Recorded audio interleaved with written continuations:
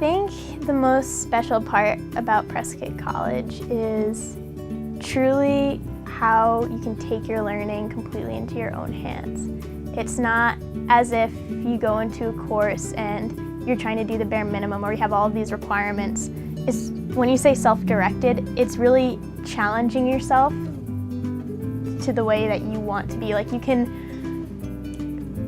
take your learning as far as you want it to, and those professors, instructors, and mentors are going to support you no matter how far you take it.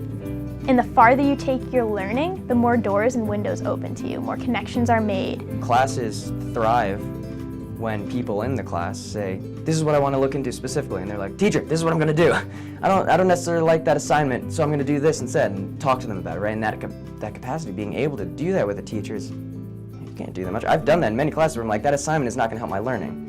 I know that. I'm going to do this instead. Does that work for you? And I'm going to share my learning in this way. And they say, yes, that's perfectly fine. So say if I wanted to travel and go back to another school in another country and student teach there, I could do an independent study and I could talk to a faculty member and say, hey, this is what I want to do. And what the faculty member would tell me is, well, okay, get your idea on paper and then propose it to a committee of two other people, two other faculty members, and I could do that. Basically, if a student can think of it, then it can happen. And if it pertains to education, then it'll definitely happen.